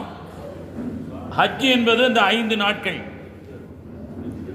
இந்த 2 விஷயங்களையும் இந்த குறிப்பிட்ட நேரத்திற்குள் சொல்லி முடிக்க முடியாது என்றாலும் நான் நிச்சயமாக முயற்சி செய்கிறேன். நல்லா நாம் புரிஞ்சுக்கிறணும். ஹஜ்ஜுக்கு போவதற்கு முன்னால் தஹஜ்ஜத் போன்ற வணக்க வழிபாடுகளில் ஈடுபட்டு நாம் அல்லாஹ்விடத்தில் துவா செய்து கொண்டே இருக்க வேண்டும். நான் சொன்னேன் இல்லையா, அந்த 95 வயசு ஒரு தாயார் அங்கே போனால் அல்லாஹு அக்பர் ரொம்ப ஆர்வமாக எல்லா அமல்களிலும் ஈடுபட்டார். அவங்க காலையில் மஸ்ஜிதுல் ஹரமுக்கு போவாங்க பேரம் பேத்தியோட, இரவு படுக்கிறதுக்கு தான் வருவாங்க. ஒரு இடத்தில் கூட அவர்கள் தேவையில்லாமல் அரட்டை அடிப்பதை யாரும் பார்க்கவில்லை. மதீனாவிலும் அப்படித்தான். காலையில் சென்றால் இரவிலே அறைக்கு வருவார்கள். அந்த அம்மாவுக்கு சாப்பாடு ஒரு பொருட்டே இல்லை. பேரம் பேத்தி கொண்டு வந்து தர்றதை பள்ளியில் உட்காந்து சாப்பிட்டு முடிச்சிருவாங்க. அவ்வளவு ஆர்வம். ரொம்ப சிறப்பாக செய்து மீண்டும் சென்னை விமான நிலையத்திற்கு வந்து இறங்கினார்கள். நான் அவரை ஒரு சகோதரர் கேள்வி பேசினாரா இல்லையா, இது மக்காவுக்கு போய் சேர்ந்துருமான்னு சொன்னாரா இல்லையா. அவருக்கு அரப்பா மீனா முஸ்தலிஃபாவில் 3 நாள் சரியான காய்ச்சல். ஆம்புலன்ஸில் வச்சு தான் கொண்டு போனோம். அது அப்போ அல்லாஹ்வுடைய கையில் இருக்கிறது. அழுத்தமான நிய்யத்தும் நம்முடைய ஆர்வமும் தான் ஹஜ்ஜை முழுமையாக நமக்கு நிறைவேற்றி தரும். நான் உம்ராவை பற்றி முதல்ல சொல்லிடுறேன். ஏன்னா உம்ராவும் தான் மிக முக்கியமானது. நாம் போகிற ஹஜ்ஜி பெரும்பாலும் ஹஜ்ஜி 3 வகை. இப்போ அதை விளக்க விரும்பலை. அதில் நாம் செய்கிற ஹஜ்ஜி என்னென்னா ஹஜ்ஜே தமத்து. ஆரம்பத்தில் இங்கிருந்து நாம் உம்ராவுக்கு தான் எஹ்ராம் கட்டுவோம். நல்லா புரிஞ்சுக்கோங்க. ஆண்களாக இருந்தாலும் பெண்களாக இருந்தாலும் நாம் இங்கிருந்து சென்னையிலிருந்து கிளம்பும் போது ஹஜ்ஜுக்கு எஹ்ராம் கட்ட மாட்டோம், உம்ராவுக்கு தான் எஹ்ராம் கட்டுவோம். அப்படி உம்ராவுக்கு எஹ்ராம் கட்டுவதற்கு முன்னால் உடல் ரீதியாக நாம் செய்ய வேண்டிய காரியங்கள், நம்முடைய நகங்களை எல்லாம் நாம் வெட்டி கொள்ள வேண்டும். நம்முடைய முடி வெட்டிக்கிறது, மீசதாடி ஒதுக்கிக்கிறது ஆண்கள். ஆண்களும் பெண்களும் தங்களுடைய மறைவான இடங்களில் இருக்கக்கூடிய அந்த முடிகள் எல்லாம் எஹ்ராமுக்கு முன்னாடியே நாம் ஒதுக்கி கொள்ள வேண்டும், சுத்தமாக ஆகிவிட வேண்டும். எஹ்ராமுடைய ஆடை அணிந்ததற்கு பிறகு ஆண்களுக்கு எஹ்ராமுடைய ஆடைங்கிறது தையல் இல்லாத 2 வெண்ணிற ஆடை. எஹ்ராம் எப்படி கட்டணுங்கிறத இன்ஷா அல்லாஹ் நான் பயானுடைய முடிவில் உங்களுக்கு கட்டி காட்டுவேன். 2 தையல் இல்லாத ஆடை. பெண்களை பொறுத்தவரையில் அவர்கள் முகத்தை மறைக்கக்கூடாது, அவர்களுடைய 2 கைகளையும் மறைக்கக்கூடாது. இதுதான் பெண்களுக்குரிய எஹ்ராமுடைய ஆடை. மற்றபடி அவங்க ஊரில் இருக்கிற மாதிரி தான். முகத்தை மறைக்கக்கூடாது, 2 கைகளையும் மறைக்கக்கூடாது, 2 கால்களையும் மறைக்கக்கூடாது. மணிக்கால் இந்த இது மணிக்கட்டு வரைக்கும். இதில் நீங்கள் நல்லா புரிஞ்சுக்கணும். தையல் இல்லாதது என்று சொன்ன உடனே வாட்சில் தையல் இருக்குமே, பெல்ட்டு, நம்ம போட்டிருக்கிற பெல்ட்டில் தையல் இருக்கும், கர்ச்சிப்பில் தையல் இருக்கும், நாம் போட்டிருக்கிற செருப்பில் தையல் இருக்கும். அதிலெல்லாம் இருந்தால் பிரச்சனை இல்லை. நாம் உடுத்துகிற ஆடைகளில் தான் தையல் இருக்கக்கூடாது. நாம் எஹ்ராமுக்காக வேண்டி ஒரு முறை குளிப்பது சுன்னத்து. அந்த குளிக்கும் பொழுது சென்னையில் போய் ரூமில் இருந்து குளிக்கும் பொழுது எஹ்ராமுடைய சுன்னத்தான குளிப்பாக நான் குளிக்கிறேன் என்று நியத்து வைப்பது ஒரு சுன்னத்தான காரியம். அந்த குளிப்பில் நீங்கள் வாசனை திரவியங்கள் சோப்பெல்லாம் பயன்படுத்திக்கலாம். எஹ்ராம் கட்டினதற்கு பிறகு சில காரியங்கள் ஹராமாகும். எஹ்ராம் கட்டியதற்கு பிறகு சில காரியங்கள் ஹராமாகிவிடும். அல்லாஹ் அதை குர்ஆன் ஷரீஃபிலே சொல்கிறான், அல் ஹஜ்ஜு அஷ்ஹுரும் மஅலூமாத் ஃபமன் ஃபரத ஃபீஹின்னல் ஹஜ்ஜ ஃபலா ரஃபஸ வலா ஃபுசூக வலா ஜிதால ஃபில் ஹஜ்ஜி. யார் தனக்கு எஹ்ராம் மூலமாக ஹஜ்ஜை பரலாக்கி கொண்டார்களோ, உம்ராவும் அதில் சேர்ந்தான், எஹ்ராம் கட்டி கொண்டார்களோ, ஃபலா ரஃபஸ கணவன் மனைவியாக இருந்தாலும் ஆபாசமாக பேசிவிடக்கூடாது, வலா ஃபுசூக எந்த பாவத்தையும் செய்துவிடக்கூடாது, வலா ஜிதால ஃபில் ஹஜ்ஜி ஹஜ்ஜிலே நீங்கள் எந்த வீணான தர்க்கமும் செய்துவிடக்கூடாது. நிறைய நல்ல தடுக்கிறான், அங்கே தர்க்கங்கள் நிறைய வரும். அங்கே போய் உட்கார்ந்து தான் மினாவில் கூடாரத்தில் 4 ரக்காத் தொழணுமா 2 ரக்காத் தொழணுமா சண்டை வரும். சண்டைன்னா சும்மா சாதாரணமாக பேசிட்டு விட மாட்டாங்க, ரொம்ப பெரிய பிரச்சனைலாம் வரும். இங்கே இருந்தே போகும்போது நாங்கள் என்ன சொல்லி அனுப்புகிறோம், 2 ரக்காத்து லொஹர் அசரு தொழுகிற ஆலிம்களும் அறிஞர்களும் உண்டு, அதை சரி காணுகின்ற ஆலிம்களும் அறிஞர்களும் உண்டு. 4 ரக்காத்து தொழணும் என்பதை தொழக்கூடிய ஆலிம்களும் சரி காணுகின்ற அறிஞர்களும் உண்டு. அவங்கவுங்க கூடாரத்தில் 2 தொழுதா 2 சேர்ந்து தொழுதுக்காங்க, 4 தொழுதா 4 தொழுதுக்காங்க, அவ்வளோதான். இதில் தர்க்கமே செய்யக்கூடாது. அங்கே போய் உட்கார்ந்து ஊரில் பேச வேண்டிய தர்க்கங்களை எல்லாம் அங்கே பேசுவது, அங்கே போய் உட்கார்ந்து அரசியல் பேசுவது தர்க்கம். அங்கே போய் உட்கார்ந்து உறவினர்களில் யார் செஞ்சது சரி யார் செஞ்சது தவறு பேசுவது, அங்கே போய் உட்கார்ந்து புறம் பேசுவது. அந்த பூமி எப்படிப்பட்ட பூமி தெரியுமா? அல்லாஹ் குர்ஆன் ஷரீஃபிலே சொல்லுகிறான், நன்மைகளை எப்படி வாரி வழங்கக்கூடிய பூமியோ அதே போன்று பாவங்களும் பன்மடங்கு எழுதப்படும். ரூமுக்கு எதுக்கு வரணும் தெரியுதா? 3க்கு மட்டும்தான் வரணும். மலஜலம் கழிப்பதற்காக, இயற்கை தேவைகள், குளிக்கிறது, மலஜலம் கழிக்கிறது, அதே மாதிரி சாப்பிடுவது, தூங்குவது. ஆனால் நாம் நிறைய பேர் ஹஜ்ஜுக்கு போகிறவங்க என்ன செய்கிறோம், ஊரில் இருக்கிற மாதிரியே இருக்கிறது. வாங்க சொன்னால் ஊரில் இருந்தால் நம்ம தொலை போவோமா இல்லையா, அதை மாதிரி ரூமில் இருந்துட்டு நம்ம என்ன ஹஜ்ஜுக்கு போயிருக்கோமா டூர் போயிருக்கிறோமா?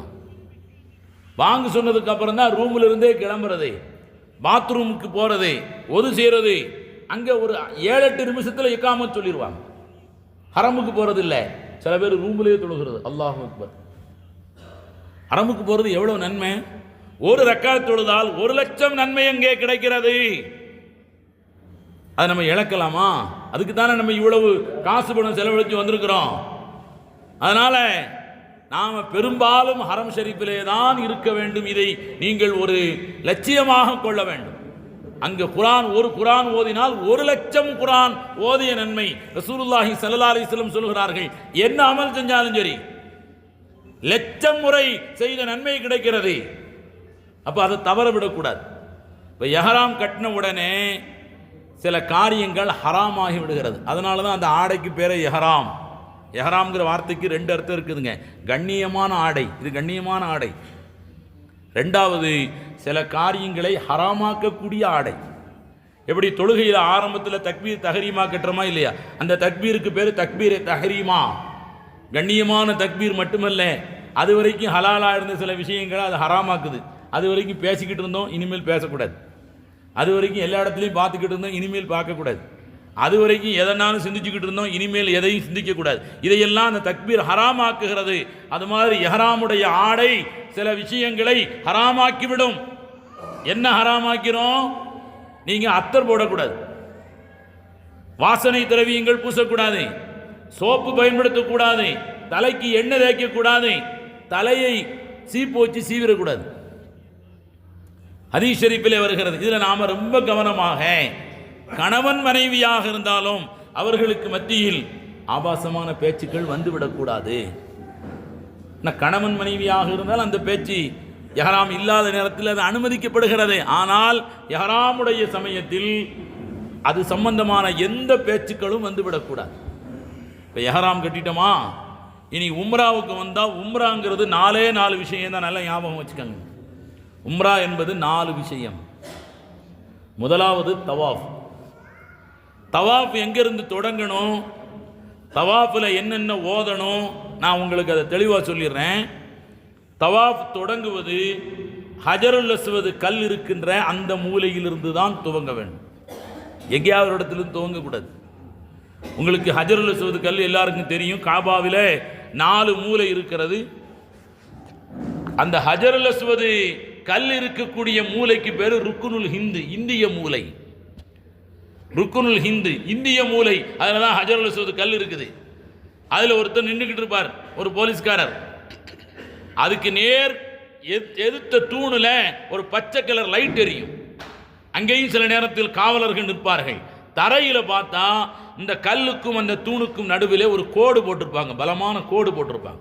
அது காரணம் என்னென்னா மபுதவு தவாப், தவாப் அங்கிருந்து ஆரம்பிக்கணும். கண்ணியத்திற்குரியவர்களே, ஆண்கள் தலையை மறைக்கக்கூடாது, அதே மாதிரி முகத்தை மறைக்கக்கூடாது. நீங்கள் உம்ராவுக்கு போனவர்கள், அவங்க வஃபாத்தானவங்க சில பேர் ஜனாசாவையே முகத்தை மறைக்காம தான் வச்சிருப்பாங்க. ஏன்னா அவர் யாராமலே இருக்கிறார். அப்போ ஆண்கள் தலையை மறைச்சிடக்கூடாது, முகத்தை மறைக்கக்கூடாது. சில பேர் கொடை பிடிக்கிறதையே கேரளாவிலிருந்து வரக்கூடிய அறிஞர்கள் சில பேர் தடுப்பாங்க. தலையில் ஒட்டலை தான், தனியாக தான் பிடிச்சிருக்கிறோம், அதையே கேரளாவிலிருந்து வரக்கூடிய அறிஞர்கள் சில பேர் தடுப்பார்கள். அப்போ நீங்கள் தவாஃப் ஆரம்பிக்கிறதே அந்த ருக்குனுல் ஹிந்து, இந்திய மூலை என்று சொல்லப்படுகின்ற அந்த ஹஜருல் அஸ்வத் இருக்கின்ற இடத்துல தான் நீங்கள் தவாஃபை ஆரம்பிக்கணும். தவாஃப் ஆரம்பிக்கின்ற பொழுது நம்முடைய இடது தோள் புஜம் ஹஜருல் அஸ்வத் கல்லுக்கு நேராக இருக்கணும். இடது தோள் புஜம் ஹஜருல் அஸ்வத் கல்லுக்கு நேராக இருக்க வேண்டும். ஆண்கள் தங்களுடைய மேலாடையை தவாஃப் ஆரம்பிக்கின்ற பொழுது, கண்ணியத்திற்குரியவர்களே, வலது பக்க தோள் புஜம் திறந்திருக்கணும். நான் உங்களுக்கு அதை போட்டு காட்டினேன். அதுக்கு பேர் இஹ்திபாத்மா.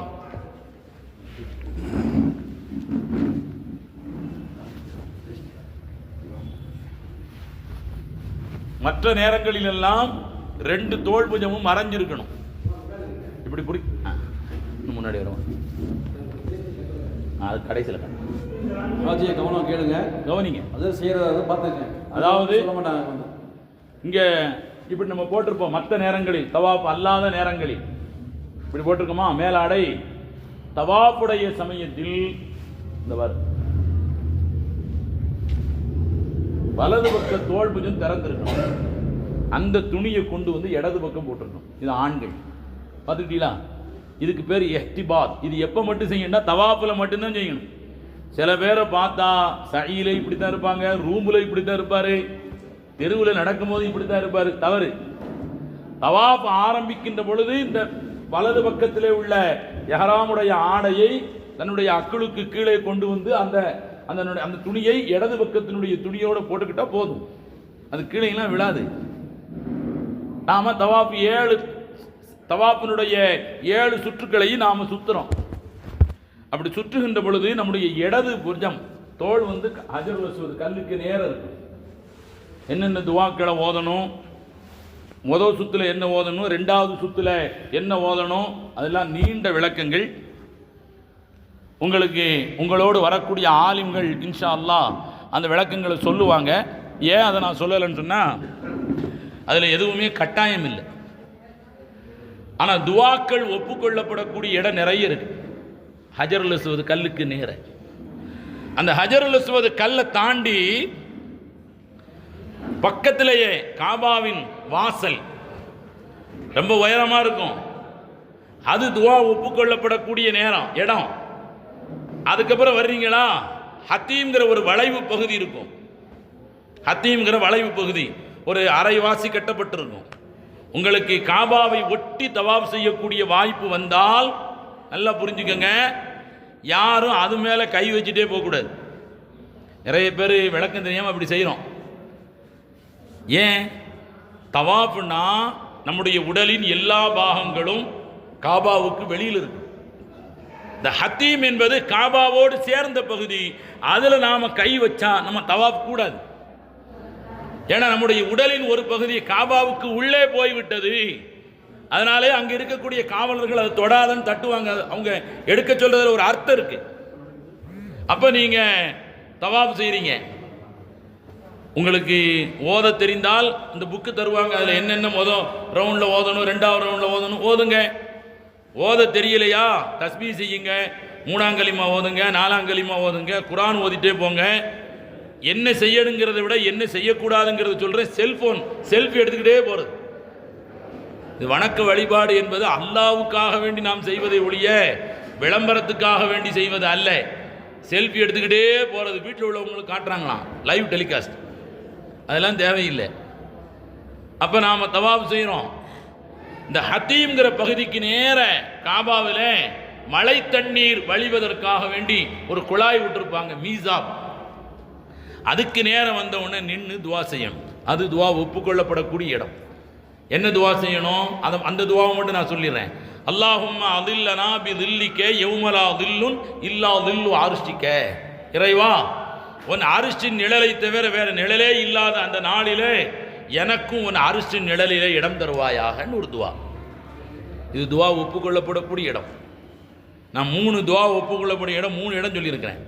அதுக்கப்புறம் வர்றீங்க, ஒரு இடத்துல ருக்குனே யமானி வருகிறது. காபாவின் 3வது மூலை.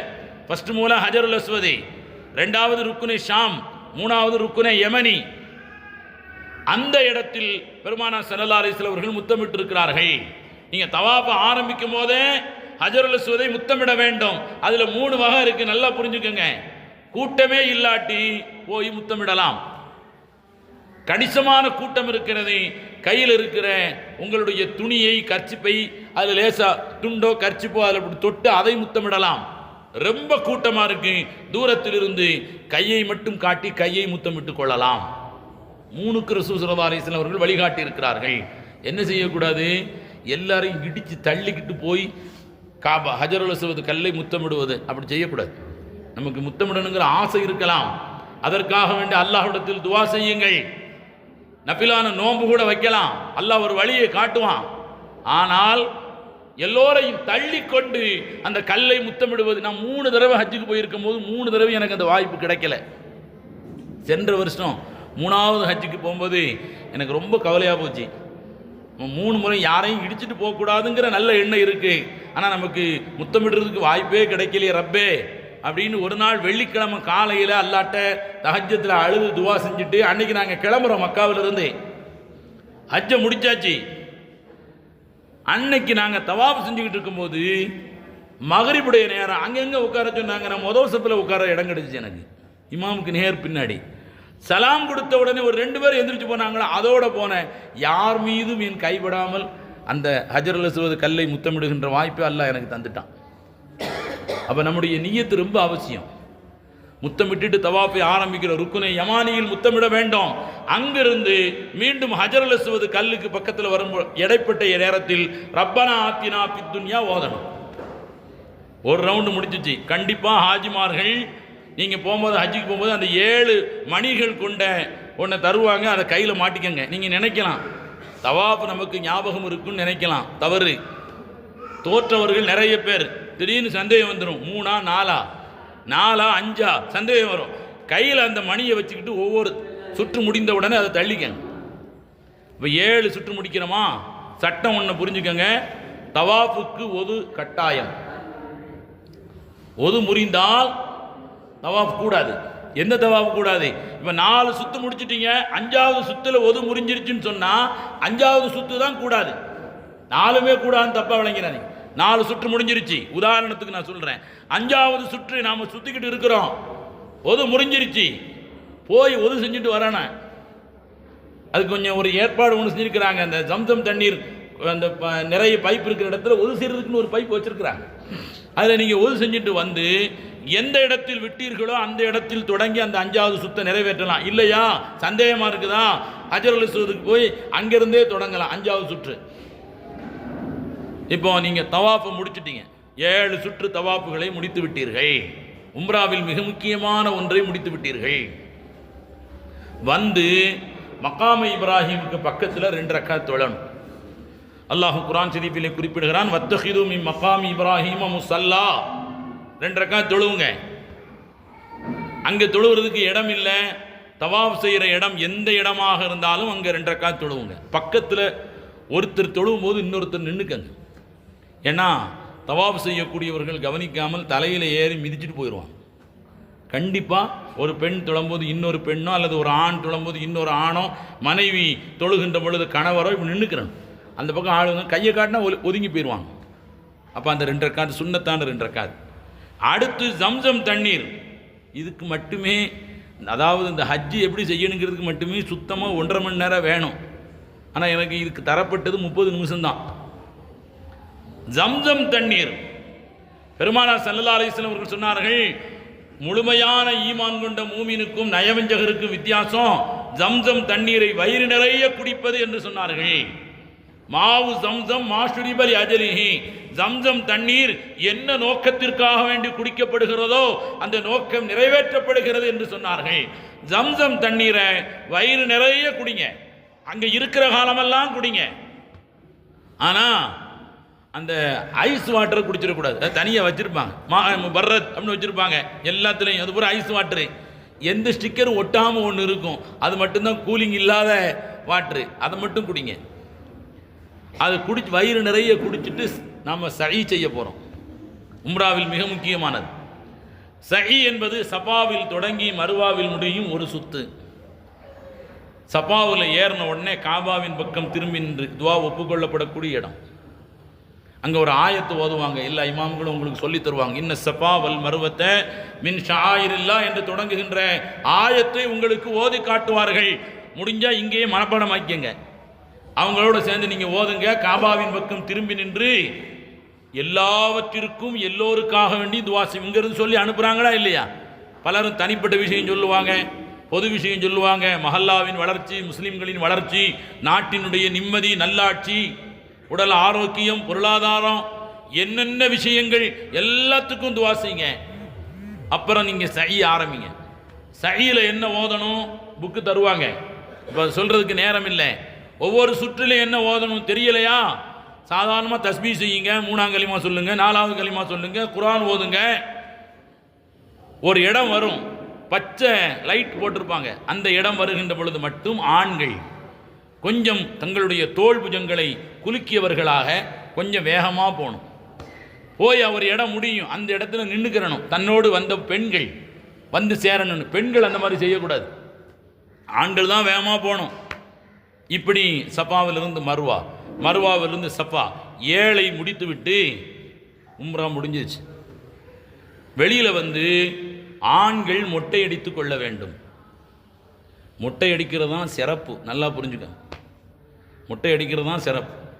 உங்களுக்கு அங்கே விதவிதமான மசாயில் சொல்கிறதுக்கெல்லாம் ஆள் இருக்கும்.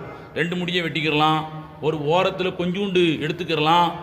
இல்லை, முழு மண்டையும் மொட்டை அடிக்கக்கூடியவர்களுக்குத்தான் சிறப்பு அதிகம். பெருமானார் ஸல்லல்லாஹு அலைஹி வஸல்லம் துவா செஞ்சாங்க. எப்படி? அல்லாஹும் மக்ஃபிர் லில் முஹல்லிகீன், இறைவா மொட்டை அடிக்கக்கூடிய ஆண்களுக்கு எல்லா பாவத்தையும் மன்னித்திடுவாயாகன்னு துவா செய்ய பொழுது பக்கத்தில் இருந்த ஒரு சஹாபி வலில் முகஸ்ஸிரீன், முடிய வெட்டினவங்களையும் சேர்த்துக்கங்கண்டார். ரசூலுல்லாஹ் திரும்பியே பார்க்கல, 2வது தடவை அப்படியே சொன்னாங்க. அவர் முடிய வெட்டினவங்களையும் சேர்த்துக்கங்கண்டார், திரும்பி பார்க்கல. 3வது தடவையும் ரசூலுல்லாஹி ஸல்லல்லாஹு அலைஹி வஸல்லம் அல்லாஹும் மக்ஃபிர் லில் முஹல்லிகீன்னாங்க. அவர் வலில் முகஸ்ஸிரீன யா ரசூலுல்லாஹ்னு சொன்னாங்க. ரசூலுல்லாஹ் திரும்பியே பார்க்கல. 4வது தடவை அவர் விடமாட்டார், வலில் முஹல்லிகீன, சரி முடியை வெட்டியவர்களுக்குன்னு சொன்னாங்க. இமாம் புகாரி சொல்கிறாங்க, முடியை வெட்டியவர்களை விட மொட்டையடித்து கொண்டவர்களுக்கு அல்லாஹ் 3 மடங்கு அதிகமான நன்மையை தருகிறான். மொட்டை அடிச்சிட வேண்டியதான். பெண்களை பொறுத்தவரையில் தங்களுடைய முடியின் கடைசி பாகத்தை ஒரு விரலால் சுருட்டி கொண்டு லேசாக கத்திரி வச்சு வெட்டிட வேண்டியதான். உம்ரா முடிஞ்சிச்சு. இனி நீங்கள் இஹ்ராமிலிருந்து வெளியே வந்து விட்டீர்கள். இனி ஹஜ்ஜுக்கு போகின்ற பொழுது ஹஜ்ஜுக்கு இஹ்ராம் கட்ட வேண்டும். இதுக்கு இடையில் நீங்கள் எத்தனை உம்ராண்டாலும் செஞ்சுக்கலாம். உங்களை கூப்பிடுவாங்க, மஸ்ஜித் ஆயிஷான்னு அங்கே போக வேண்டியது, அங்கே போய் 2 ரக்காத் தொழ வேண்டியது, இஹ்ராம் கட்ட வேண்டியது. வந்து நான் என்னென்ன வழிமுறைகளை எல்லாம் உங்களுக்கு சொன்னேனே அதையெல்லாம் செய்து ஒரு உம்ராவை யாருக்காக வேண்டியும் செய்யலாம், எத்தனை உம்ராக்கள் வேண்டுமானாலும் செய்யலாம். அல்லாஹ் குர்ஆன் ஷரீஃபில் இந்த ஆயத்திலே சொல்கிறான். என்ன சொல்றான்? ஃபலா ரஃபஸ வலா ஃபுசூக வலா ஜிதால ஃபில் ஹஜ்ஜி வமா தஃஅலு மின் கைரி யஅலமுல்லாஹ். நன்மைகள் நீங்கள் எவ்வளவு செய்தாலும் அல்லாஹ் அதை நன்கு அறிந்தவனாக இருக்கிறான். எவ்வளவு நாளும் செய்யலாம். பெற்றெடுத்த அத்தா அம்மாவுக்காக வேண்டி செய்யலாம், வாழக்கூடியவர்களுக்காக வேண்டி செய்யலாம், ஒட்டுமொத்தமாக இறந்தவர்களுக்காக வேண்டி செய்யலாம். எவ்வளவு உம்ரா செய்ய முடியுமோ அவ்வளவு உம்ரா செய்யுங்கள், குர்ஆன் ஓதுங்கள். அந்த 5 நாளுடைய நடவடிக்கைகளை நான் உங்களுக்கு சொல்லி காட்டப் போகிறேன். கண்ணியத்திற்குரியவர்களே, பிறை 7 அநேகமாக லொஹருக்கு பிறகு அல்லது அசருக்கு பிறகு ஹஜ்ஜுக்கு இஹ்ராம் கட்ட சொல்லி நமக்கு உத்தரவு வரும். ஹஜ்ஜு கமிட்டியில் போனவங்க நம்ம ரூமுக்கே வந்து முதல் நாளே சொல்லிடுவாங்க, நாளைக்கு இத்தனை மணிக்கெல்லாம் கிளம்பிடணும்னு. நான் சொன்ன மாதிரி ஊரில் வச்சு உம்ராவுக்காக வேண்டி குளிச்சோமா இல்லையா, அது மாதிரி ஹஜ்ஜுக்காக வேண்டி நான் குளிக்கிறேன் என்று நிய்யத்து வைத்து குளிப்பது ஒரு சுன்னத்தான குளியல். குளிச்சுட்டு இஹ்ராமுடைய ஆடையை கட்டிவிட்டு நிய்யத்திற்குரியவர்களே 2 ரக்காத் தொழுது விட்டு அடுத்து தான் நிய்யத்து வைக்கணும். தமிழ்லே நிய்யத்து வச்சுக்கலாம். அல்லாஹும்ம இன்னி உரீதுல் ஹஜ்ஜ ஃபயஸ்ஸிர்ஹு லீ ஃபதகப்பல்ஹு மின்னி. இறைவா, ஹஜ்ஜை உனக்காக வேண்டி நிய்யத்து வைத்திருக்கிறேன். வேற எந்த நோக்கம் இருந்தாலும் இங்கேயே அதை தஃபன் பண்ணிடணும். உனக்காக வேண்டி நிய்யத்து வைக்கிறேன் ஹஜ்ஜு செய்வதற்கு, அதை எனக்கு எளிதாக்குவாயாக, என்னிடமிருந்து ஏற்றுக்கொள்வாயாக. அல்லாஹ் ஏற்றுக்கொள்ளணுங்கிறது எவ்வளவு முக்கியமோ எளிதாக்குவதும் அவ்வளவு முக்கியம். அல்லாஹ்ட நீங்க துவா செய்யணும்.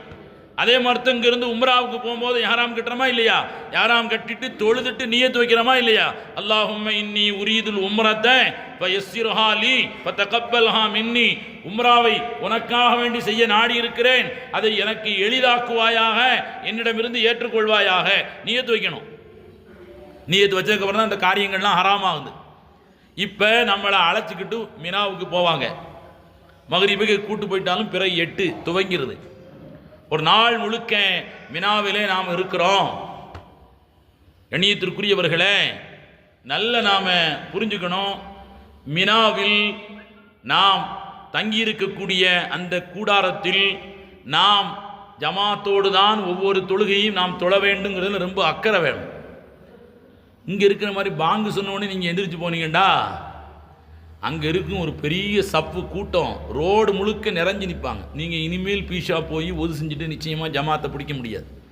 அதனால் ஒரு மணி நேரம் 2 மணி நேரத்துக்கு முன்னாடியே நீங்கள் போய் கண்ணியத்திற்குரியவர்களே நம்முடைய தேவைகளை நிறைவேற்றிட்டு ஒது செஞ்சுட்டு வந்துட்டீங்கன்னா சலாமத்தாக உட்காந்துருக்கலாம்.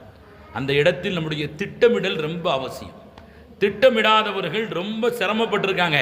சில நோயாளிகள் என்னை மட்டும் பீஷா போட்டுருப்பான், அடக்க முடியலைன்னா கெஞ்சிக்கிட்டு நிற்கக்கூடிய காட்சியெல்லாம் நம்ம பார்க்குறோம். சில பேர் அடக்க முடியாமல் தன்னுடைய இஹ்ராமிலேயே சிறுநீர் கழித்து விடுவார். அப்போ முன்கூட்டியே 1 மணி நேரம் 1.5 மணி நேரத்துக்கு முன்னாடியே நாம் போய் நம்முடைய தேவைகளை, நம்ம யாரையும் அங்கே குறை சொல்ல முடியாது, யாருக்கும் உதவி செய்ய முடியாது. அது ஒரு குட்டி மஹ்ஷர் மைதானம். அது யார் மேலேயும் வருத்தப்படவும் முடியாது. எனக்கு யார் உதவி செய்யலையே, யார் உதவி செய்வா? எங்கே உங்களை கூட்டி போய் பீஷா பெருக்க வைக்க முடியும்? நாம தான் முன்கூட்டியே போயிருக்கணும், நாம தான் முன்கூட்டியே அதை நிறைவேற்றி இருக்கணும். ஓது செஞ்சுட்டு நாம ஜமாத்துக்கு தொழுகைக்கு வந்துவிட வேண்டும். 8வது நாள் முடிந்து கண்ணியத்திற்குரியவர்களே அரஃபா மைதானத்திற்கு நம்மை அழைத்து செல்வார்கள். ஹஜ் கமிட்டியாக இருந்தால், டிராவல்ஸாக இருந்தாலும் அழைச்சிட்டு போவாங்க. அரஃபா மைதானத்திற்கு 8வது நாள் மகரிபிலிருந்தே அழைச்சிட்டு போக ஆரம்பிச்சிருவாங்க. நாம் அங்கே போய் அரஃபா மைதானத்தில் பாசத்திற்குரியவர்களே எல்லா துவாவையும் நாம் செய்யணுங்க. அரஃபா மைதானத்திற்கு விசேஷமான தொழுகை கிடையாது. நீங்கள் அங்கே அமல் செய்யணுங்கிறதுக்காக வேண்டி தான் ஹாஜிமார்கள் நோன்பு வைக்கக்கூடாது. அரஃபாவில் ஊரில் இருக்கவங்க தான் அரஃபாவில் நோன்பு வைப்பது சுன்னத்து. நீங்கள் அங்கே வணக்க வழிபாடுகள் செய்யணும். நல்ல நிழலான இடமாகவோ அல்லது வெயிலான இடமாகவோ பார்த்து எல்லா துவாவையும் கேளுங்க. துவா அரஃபா என்பது மைதானம், அல் ஹஜ்ஜு அல் அரஃபா. ஹஜ் என்பதே அரஃபா தான். அரஃபாவில் போகாத ஆளுக்கு ஹஜ்ஜே நிறைவேறாது. அதனால தான் அன்கண்டிஷனாக இருக்கக்கூடிய நோயாளிகளை கூட அந்த இதை கொண்டு வந்துடுவாங்க, ஆம்புலன்ஸில் கொண்டு வந்து அரஃபா மைதானத்தில் கொஞ்ச நேரமாக தங்க வைத்து கொண்டு செல்வார்கள். 9வது நாள் அரஃபாவில் நீங்கள் இருக்கிறீங்களா, மகரிபிற்கு அங்கே நீங்கள் ஜமாத்தோடு தொழ வேண்டும். ஆனால் மகரிபு தொழுகையை அங்கே தொழுது விடக்கூடாது. நல்லா ஞாபகம் வச்சுக்கோங்க, தொழவே கூடாது மகரிபு அரஃபாவில். உங்களை அதுக்கு முன்னாடியே அசருக்கு பின்னாடியே அழைத்து செல்வதற்கு ஆட்கள் வர ஆரம்பித்து விடுவார்கள். எங்கே போகிறோம்? நேராக முஸ்தலிஃபாவிற்கு போகிறோம். முஸ்தலிஃபாவிற்கு நீங்கள் செல்லுகின்ற பொழுது எவ்வளவு நடுநிசி நேரமாக இருந்தாலும் பரவாயில்லை, அங்கே போய்த்தான் மகரிபையும் இஷாவையும் ஜம்மு செஞ்சு தொழணும். மகரிபு பாங்கு சொல்கிறோம், ஒரு பாங்கு 2 இகாமத், அதான் ஜம்மு. நல்லா புரிஞ்சுக்கங்க. ஃபஸ்ட்டு மகரிபுக்கு பாங்கு சொல்கிறோம், ஜமாத்தோடு தொழுகிறோம், இகாமத் சொல்லி துவாலா ஓதாமல் அப்படியே எந்திரிச்சு அடுத்த இகாமத் சொல்லி இஷாவை தொழுகிறோம். எவ்வளவு நேரமானாலும் சரி, வண்டி வரலையே, லேட் ஆகுது, 11 மணி ஆச்சு, 12 மணி ஆச்சு, யாரும் தயவு செய்து பதற்றப்பட வேண்டாம். நீங்கள் போங்க, எப்படியும் கொண்டு போய் சேர்த்து விடுவார்கள். அங்கே போய் ஒரு பாங்கு 2 இகாமத்தில் ஜம்மு செய்து தொழுது கொள்ளுங்கள். ஹாஜிகளுக்கு பெருநாள் என்பது கிடையாது. நல்லா புரிஞ்சுக்கிறோம். அந்த முஸ்தலிஃபாவில் செய்ய வேண்டிய மிக முக்கியமான அமல் என்ன தெரியுமா? நீங்கள் ஷைத்தானுக்கு கல்லெறிவதற்காக கற்களை நீங்கள் பொறுக்கிக் கொள்ள வேண்டும். அங்கே தான் நிறைய கல்லுகள் ஆங்காங்கே கொட்டி வச்சுருப்பாங்க. அங்கே போய் பயண களைப்பில் படுத்துறாம மிக முக்கியமாக நமக்கு தரக்கூடிய பையில் நாம் கற்களை என்ன செய்யணும்? பொறுக்கிக் கொள்ள வேண்டும். கண்ணியத்திற்குரியவர்களே, 3 நாட்களுக்கு தேவையான அல்லது 4 நாட்களுக்கு தேவையான கற்களை பொறுக்கிக் கொண்டு சுபுகு தொழுகையை அரப்பா அந்த முஸ்தலிஃபாவிலே தொழுது முடித்துவிட்டு, அது வெட்ட வெளிதான், கூடாரம்லாம் இருக்காது, திறந்த வெளிதான். நீங்கள் அங்கே ரொம்ப கவனமாக இருந்து சுபுகு தொழுகையை முடித்துவிட்டு அங்கிருந்து கிளம்பி மீண்டும் மினாவுக்கு வர வேண்டும். இந்த இடத்துல தான் ஒன்று நான் சொல்கிறேன், பெரும்பாலும் வாகனங்கள் கிடைக்காது, தள்ளுவண்டி கூட கிடைக்காது, வேன் கிடைக்காது, பஸ்ஸு கிடைக்காது, கார் கிடைக்காது, நடந்து தான் வரணும். முஸ்தலிஃபாவிலிருந்து மினாவிற்கு நீங்கள் நடந்தே தான் வர வேண்டும். நம்மோடு வந்த கணவன் வேண்டுமானால் மனைவிக்கு உதவி செய்யலாம், ஏதாவது தள்ளுவண்டி கிடைச்சா. அதனால தான் சொல்கிறேன், நீங்கள் நடந்து பழகி கொள்ளுங்கள். மினாவுக்கு வந்துடுறோம், 10வது நாள், துல்ஹஜ் பிற 10. இன்னைக்கு செய்ய வேண்டிய காரியங்கள் 4. 1, நாம கல்லெறிய வேண்டும், சைத்தானுக்கு கல்லெறிய வேண்டும். அது ஆரம்பத்தில் உள்ள அந்த சின்ன சைத்தானுக்கு மட்டும்தான் கல்லெறிவாங்க. பிறை 10 கல்லெறிகிறோம், குர்பானி கொடுக்கிறோம், தலையை மீண்டும் மொட்டையடித்துக் கொள்ள வேண்டும். 4வது ஒன்று இருக்குது, தவாஃபுல் இஃபாலா.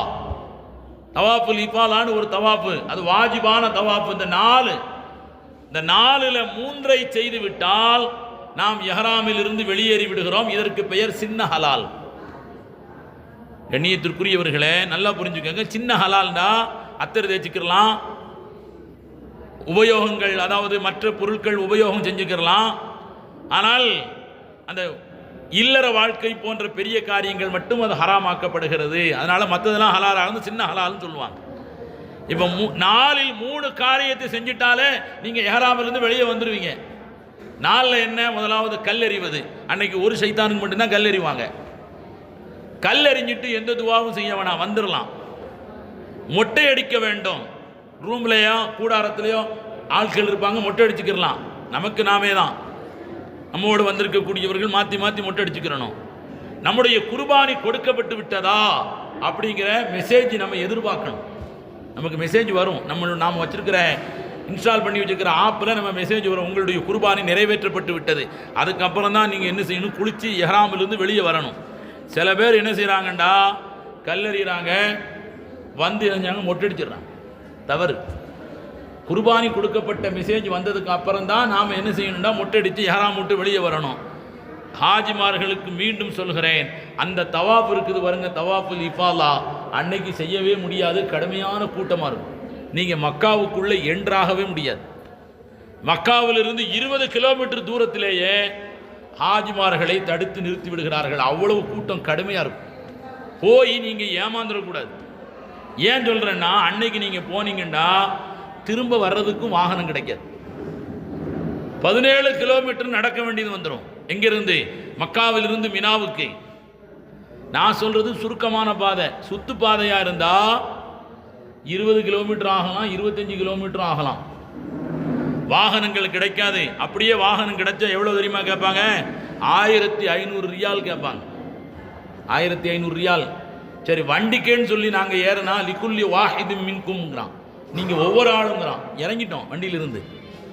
ஒவ்வொரு ஆளும் 1500 ரியால் எப்படி கொடுக்குறது? சரி, நடக்கலான்னா ஒன்றா வந்த ஒரு ஆள் நடக்க முடியாது. அப்போ நீங்கள் என்ன செய்யணும்னு சொன்னால், அன்னைக்கு போகக்கூடாது.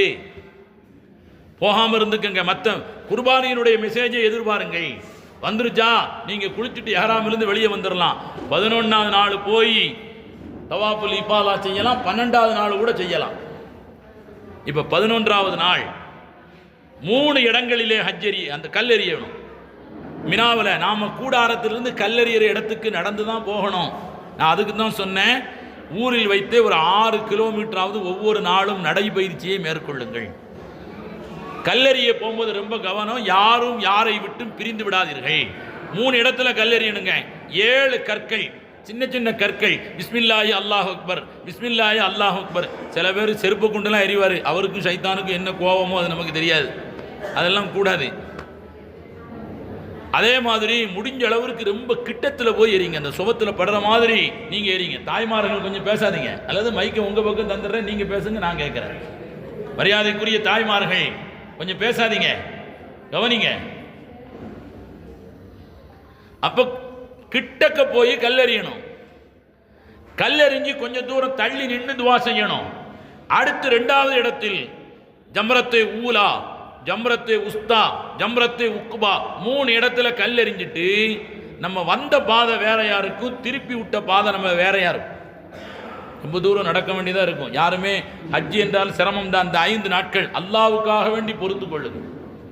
பின்ன நம்மளை ஊர் கூடி மாலை மரியாதை செஞ்சு தக்பீர் சொல்லி தல்பியா சொல்லி அனுப்பி வச்சது நம்மளை டூர் போகிறதுக்கு இல்லை, இந்த சிரமம் நீங்கள் அனுபவிக்க போகிறதுனால தான். ஆட்டுக்கு குளிக்க வச்சு மாலை போட்டு மரியாதை போடுறது எதுக்கு? வெட்டுறதுக்கு தான் சொல்லுவாங்களா இல்லையா? அந்த மாதிரி நீங்கள் அந்த சிரமத்தில் எந்த கஷ்டமும் பற்றக்கூடாதுங்கிறதுக்காக வேண்டியது இங்கேருந்தே உங்களுக்கு தைரியம் சொல்லி அனுப்புகிறோம். நான் உங்களுக்கு முதல்ல நீங்கள் அனுபவிச்சுக்கிறோங்கிறதுக்காக வேண்டி.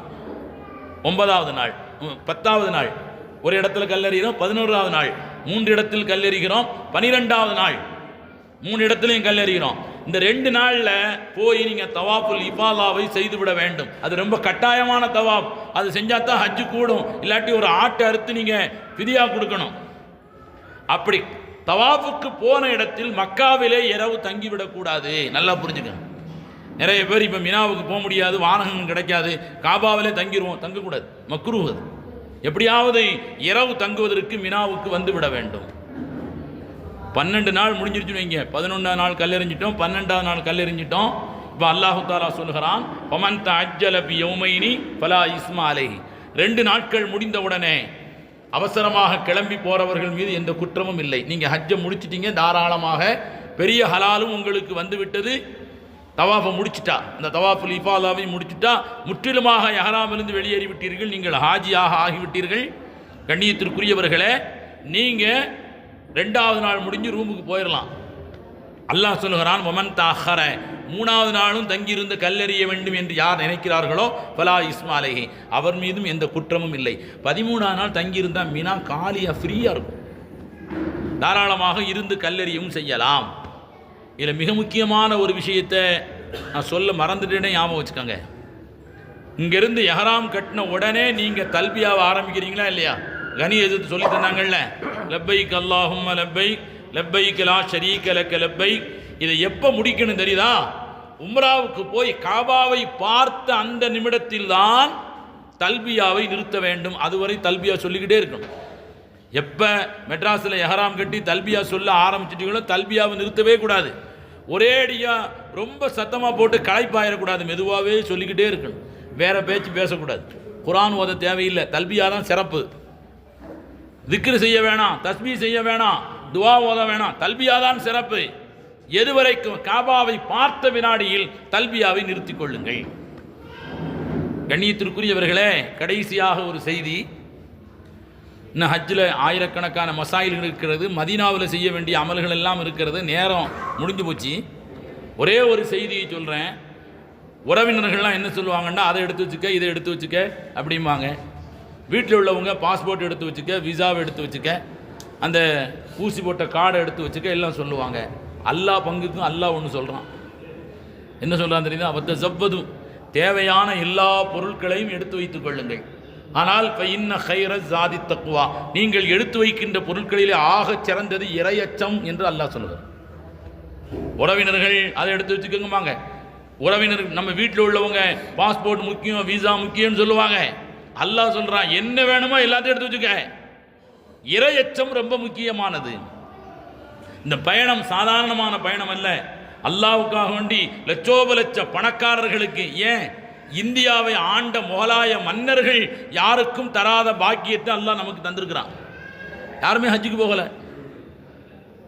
முகலாயம் அப்போ நமக்கு அல்லாஹ் தந்திருக்கிறான்னா வீட்டிலிருந்து கிளம்பியதிலிருந்து வருகின்ற வரை அல்லாஹ்விற்கு நன்றி செலுத்தியவர்களாக, பாவத்தை விட்டும் தூரமானவர்களாக, முடிந்த அளவிற்கு நன்மைகளை இரவு பகலாக அதிகமாக செய்தவர்களாக. தஹஜ்ஜத்துக்கு எந்திரிச்சு போயிருங்க ஹரமுக்கு. 2 மணிக்கு போகிற ஆட்கள் எல்லாம் உண்டு.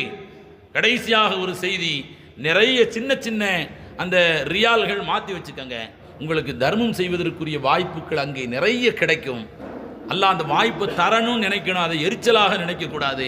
நிறைய 1 ரியால் 2 ரியால் மாற்றி வச்சுக்கோங்க. நிறைய தர்மம் செய்யுங்கள். இறையச்சத்தோடு சென்று வாருங்கள். முழுமையாக மசாயில்களை தெரிந்து கொண்டு செல்லுங்கள். அரைகுறையாக போய் அமல்களை வீணாக்கி விடக்கூடாது. உலமாக்களை பயன்படுத்திக் கொள்ளுங்கள். 15 வருஷம் 20 வருஷம் 30 வருஷம் உங்களுக்கு பணி செய்யக்கூடிய இமாம்களுக்கு நம்ம பாராட்டி இருக்கிறோன்னா அவங்களெல்லாம் அந்த நேரத்தில் சக்கையாக நம்ம புழிஞ்சிடணும். அதத்துட்டு போய் உட்காந்து என்னென்னங்கிறத எல்லாத்தையும் முழுசாக கேட்டு உங்களோடு உடன் வரக்கூடிய உலமாக்களையும் பயன்படுத்தி கொள்ளுங்கள். உங்களுடைய ஹஜ்ஜும் உம்ராவும் ஒப்புக்கொள்ளப்பட்ட ஹஜ்ஜாக, பெருமானார் ஸல்லல்லாஹு அலைஹி வஸல்லம் அவர்கள் சொன்னதை போன்று ஒப்புக்கொள்ளப்பட்ட ஹஜ்ஜுக்கு சொர்க்கத்தை தவிர வேறில்லை என்று சொன்னார்கள் அல்லவா? அப்படிப்பட்ட ஹஜ்ஜாக, ஒப்புக்கொள்ளப்பட்ட ஹஜ்ஜாக உங்களுடைய ஹஜ்ஜு உம்ரா ஆக வேண்டும் என்று நாங்களும் துவா செய்கிறோம். துவா ஒப்புக்கொள்ளப்படக்கூடிய அனைத்து இடங்களிலும் நீங்களும் துவா செய்யுங்கள். இதுவரை ஹஜ்ஜு செய்தவர்களுடைய ஹஜ்ஜை அல்லாஹ் ஏற்றுக்கொள்வானாக, ஆமீன். போகாமல் இருக்கக்கூடிய மக்களுக்கும் அல்லாஹ் ஹஜ்ஜுடைய நசீபை தருவானாக, ஆமீன். யாரெல்லாம் அந்த ஆர்வம் இல்லாமல் இருக்கிறார்களோ அவர்களுக்கு அல்லாஹ் அந்த ஆர்வத்தை தந்தருள் புரிவானாக, ஆமீன். இந்த நல்ல வாய்ப்பை எனக்கு வழங்கிய வல்லான் அல்லாஹு தாலாவிற்கும் நிர்வாக பெருமக்களுக்கும் வட்டார ஜமாத்துல் உலமா சபைக்கும் நெஞ்சார நன்றி கூறி விடைபெறுகிறேன். வாஹிர் தாவானா அல்ஹம்துலில்லாஹி ரப்பில் ஆலமீன். அஸ்ஸலாமு அலைக்கும் வரஹ்மத்துல்லாஹி தஆலா வபரகாத்துஹு.